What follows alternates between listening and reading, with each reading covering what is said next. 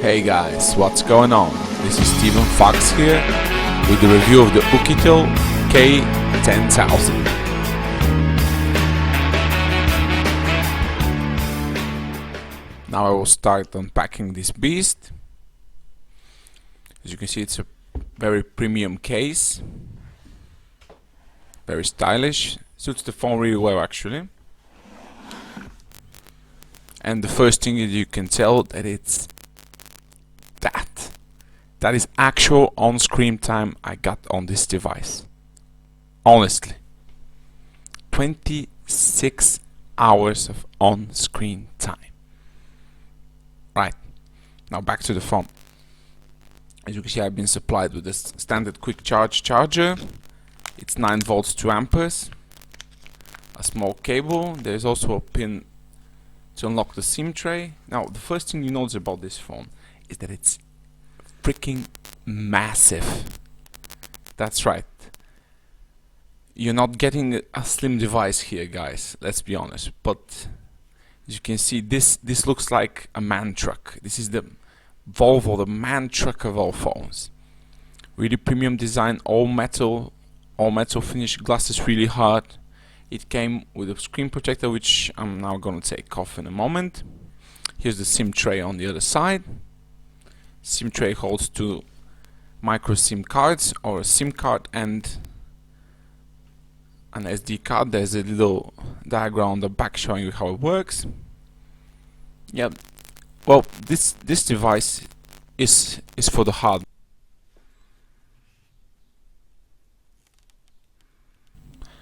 Now, as we unpeel the screen protector, you can see very thick glass. Unfortunately, the back buttons do not light up, guys.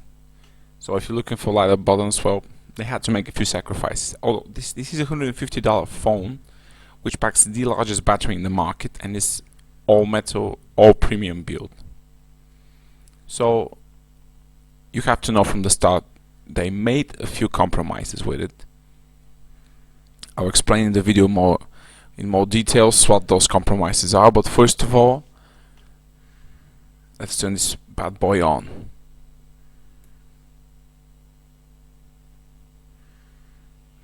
Now, Oukitel made a big splash with some of the EU design models, but the actual first winner was the K10000, which was one of the first decently built, decently spec'd big battery phone. It got through all sort of tests, drilling it, and it was sold as a tough phone. And then they sold as a market for that, and they built a K6000. And after that came this animal here, this K10000. You can see pretty stylish and locked. Now about the UI, it is a bit on the doogey side, a little bit buggy. You can live with it, but I would recommend you changing the launcher. But it's fluid and it's fast. As you can see, the display has good viewing angles, and this device is quite thick again. Here you are, very standard lollipop settings menu. Really mostly vanilla Android here, guys. Pretty standard menu settings. There's a few new things in there. You have hot mode if you use it. I never do. I never use NFC as well, but most of you guys do, so that's fine. Have the adaptive brightness. Unfortunately, no mirror vision. And here it is. You have all these gestures that you can use. Turn to silent, answer call by swing. Oh, that will be pretty. I turned that off for a reason, because if you swing too hard on that device, you might end up killing somebody. Or at least injuring him. There's a standard satellite notification. 16 gigabytes of storage, which you have around 10 gigabytes available from the start. I've installed lots of apps here, that's why I have just 7. As you can see, it comes with Google Play pre-installed, so don't worry about that. And you can see there's quite a few gestures to unlock that the phone supports. I just use double tap to awake and unlock, and that's it. And slide down to camera, which is really useful. And here's the new thing that they put. This is the float gesture. Now what this does It gives you a specialized setting that you can turn on with a flick of a button. As you can see, there's a floating video. You can put any video in there, it works, and use it to multitask on the home screen without a problem. It's the same with the music, and it works really well, guys. No lag, no nothing. I've tried it, works really well. Now the other ones are reading mode, which the screen will not dim and not go off, and there's also the gaming mode, which prevents you from using the back buttons in game, so that you don't get interrupted, and you can lock your screen, which is basically useless. Right, there's a good thought here, guys, but I find this to be a little bit cumbersome. Some of you might like it a lot, but I really found it to be irritating on the home screen, and just took it away. As you can see, you can move it any way you like, but it's just a dot that sits there, and I didn't feel quite comfortable with it. But then again, as I said, you might love it. Not that I hate it, it's just that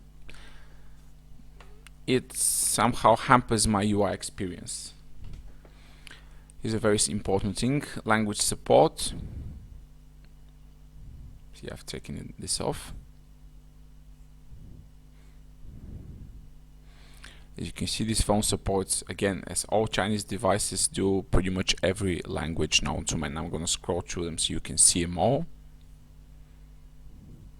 French, Filipino, Italian, Latvian, Lithuanian, Polish, Slovenian, Romanian, Turkish, even my own Bulgarian, Ukrainian, and all of these that I have absolutely no idea what they are. There is also a gesture function. Use the proximity sensor when you swipe on the screen to move through various in-app settings, like swipe from the camera to capture a photo and so on.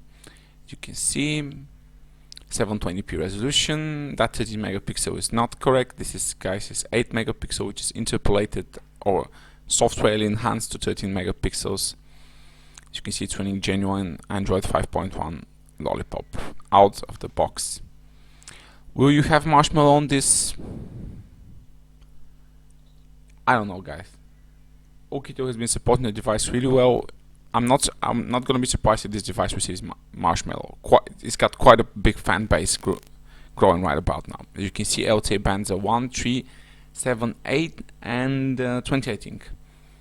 So good for the Europe, guys. Band 20, and I think some of those Asian countries as well seem to only support a few GSM and WCDMA, but it's mainly just for talk, so you just need 2G in there. Well, and now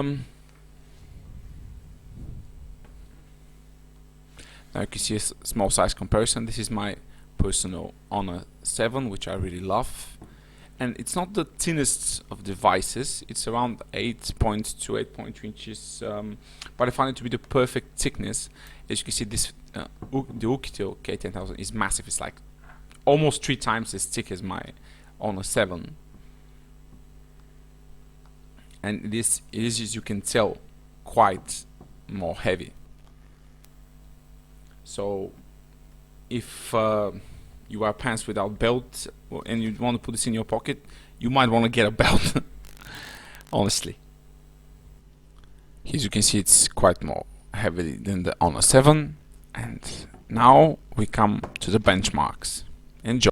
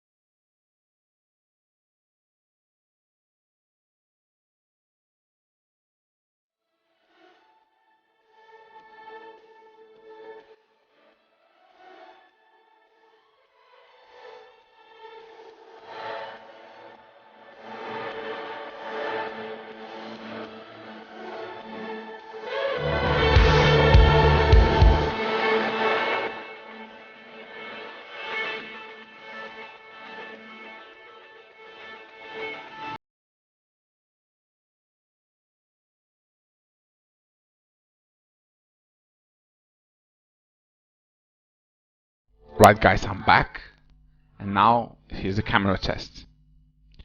So here is the first place they made a compromise. Now, I want to tell you something. The camera is not bad. It's perfectly capable of taking a good photo on a bright sunny day, which is fine. But first of all, it's actual 8 megapixel. I think the sensor is probably an old Sony sensor or an Omnivision one, but it's definitely not premium. Here the camera app, you see the icons look really nice. The camera app, I really love the icon on the camera app. It's so tech noir. You can see it's a few snaps I've taken. Galleries works pretty well, fast and fluid.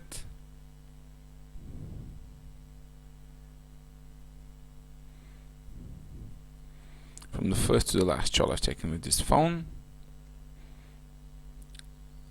Now you'll check for yourself the various pictures I'll show you. Here's the tile rendering of all the screens that I've taken. Here's actually the first photo I've taken with it.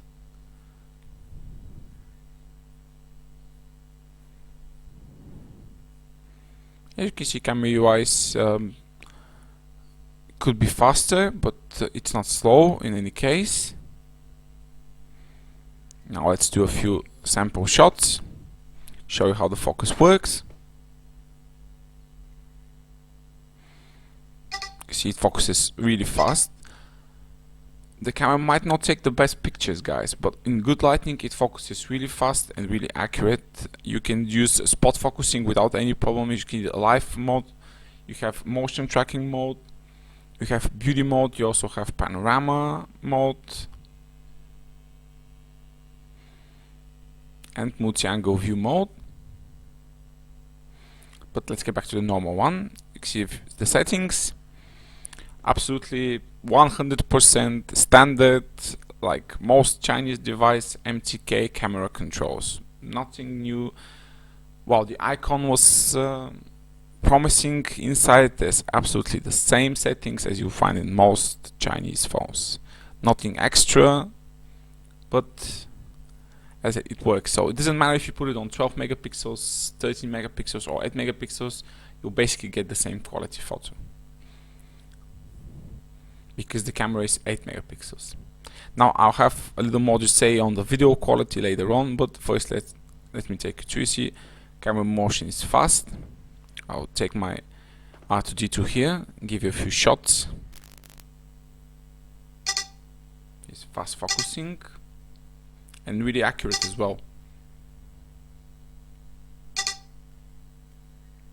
Mind you, I'm standing in almost on direct sunlight, so this is pretty close to really good lighting conditions. You can see picture taking is not the fastest, but quite fast for a device that's main accent is not the camera. You can see photo is really nice. Now I'm focusing on the comic, my Superman comic, and it works really well. UI is not laggy. You see, picture taking is fine. Now I'm going to give you a close-up test. I'll show you that the camera focuses even on really close objects for macro shots, because some cameras do have problems with that. Here you are, and it's focusing really fast. So while you might not get the best picture outdoor, you can get a really good shot indoors, no problem. Now that's one of the problems with the video. You have focus hunting quite a few times, and this is 1080p, guys, and it looks a bit laggy while you're shooting it. I'll give you a video sample in a moment. I do not recommend using this phone for videos unless in really good lighting conditions. Otherwise, whenever the light starts to come down, you get noise, and also the video becomes choppy. You see the front cam works really well. Front video cam is actually not bad for the price. Also selfies look well. I think 2 or 3 megapixel camera interpolated to 5 or something like that, but Then again, on a bright sunny day you can get a good selfie. The angle is not very wide, as is the camera lens, so don't expect anything great. So this is the first area. This is the second area they've made compromise, like with the backlit buttons. I would have loved to have backlit buttons on this device. Second one is the camera. Although it's really usable and takes a few good photos here and there, it's just I've seen better cameras on $160 devices, guys, especially in low light conditions, where this one just doesn't shine at all. But there you can see in the good lighting conditions. I'll zoom in. Photos look really well. Colors are actually really accurate to what the scene is actually representing. No white tints, no warm. I think it's just a little bit on the cold side with the colors. You can see if the photos I've taken with the flash. And here's all light condition photos. Not really good, lots of noise. But you can see detail is pretty good in good lighting conditions. So yes, if you're a camera loving phone geek and you wanted a perfect phone with a big battery, with a great camera, this is not it. But this is a usable camera which does the job really well when you need it to in good lighting conditions. I'll let you enjoy my original Star Wars poster.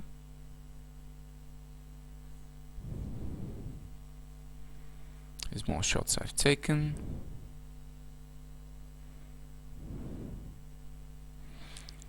Now this is on a bright sunny day, and the focus is, one shot is on the sky and the other one is on the building. You can see it handles dynamic range, not great, but decent. This is again a decent camera. Just don't expect something great from it. It's not the main selling point of the device. The main selling point is the battery and the toughness, and it covers that brilliantly. Now here are a few more samples for you. Enjoy.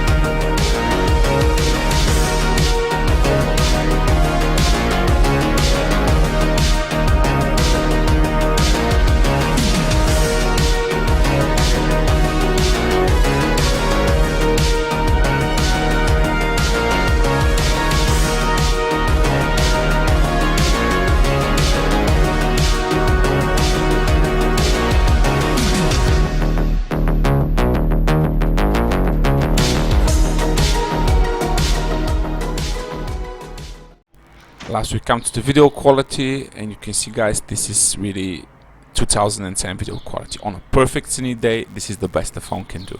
It's 1080p, but it uses an old 3GP format, and video quality is not very good. As you can see, dynamic range is really poor. There's a lot of focus hunting going on.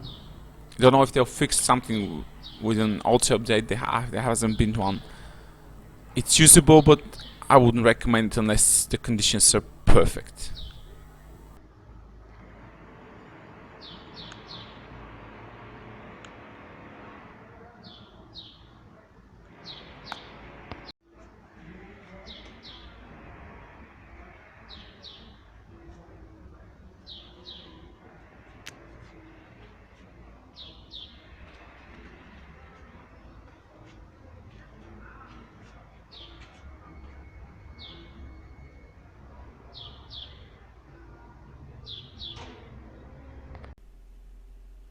Now, some web browsing experience. As you know, this is a 10,000 milliampere battery phone. Again, I remind you, so you can get, I don't know, maybe 20-25 hours of web browsing on this thing. It flies. But is it a comfortable, fast and fluid web browsing experience? Well, you can judge that for yourself. I found it to be adequate. For that price, I'm pleased with the performance. I've seen better, but not much better. On this chip, I say this is the standard performance. It's not hampering it at all. You can see I'm scrolling through some mobile pages. Open Panda so I can show you the zoom in. You can see it loads pretty fast. My Wi-Fi is really good actually. You can see pretty standard web browsing experience you get from nowadays an even entry quad-core device. 2 years ago that wouldn't be the case at all, but the MT6735 came a long way from the 6582 and the 80, and I think the GPU helps a lot because this is a really more modern GPU that supports a lot of more functions, and also the chip is although less megahertz, faster in general. Open Sky Sports. Anyway, I said pretty decent web browsing experience. If you're coming from a say flagship device, not Chinese flagship, or maybe Xiaomi. Okay, so you're coming from a Redmi Note 3 Pro or Redmi Note 3 or Mi 5 or something, or a Samsung S6, S7. This phone is gonna feel a little bit slow for you, but hey, that's normal. The SoC in this phone costs like $5, while the Samsung one costs maybe $100. You can see sound quality is really good. I found it to be a little bit tinny, especially in when you increase the volume, it becomes distorted. But for general purpose use, it's really nice. Just don't expect boombox quality or any bass from that thing. I'll leave you to enjoy the video and some YouTube UI experience as well.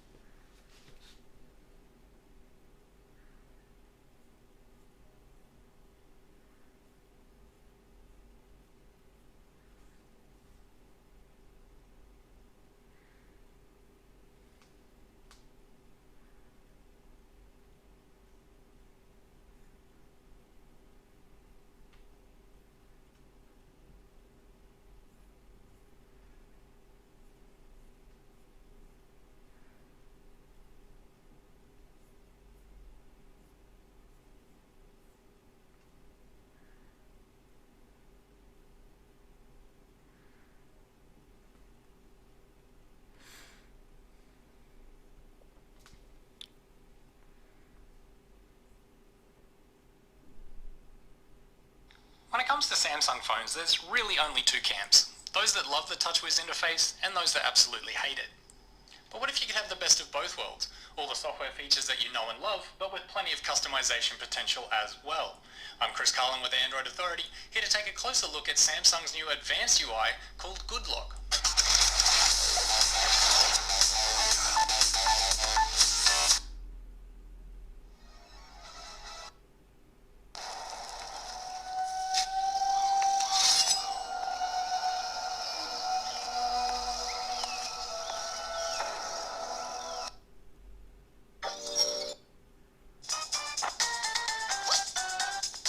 Number 6, Fantastic Four.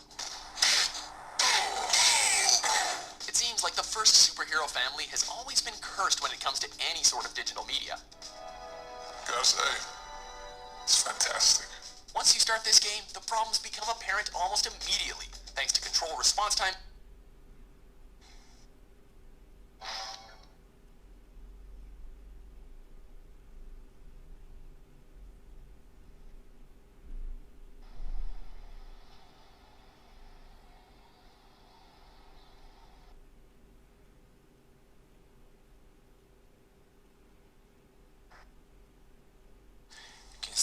Samsung's version of the Google Now with my magazine bringing you the latest news that you're interested in. UI is pretty pleasant. Now here's some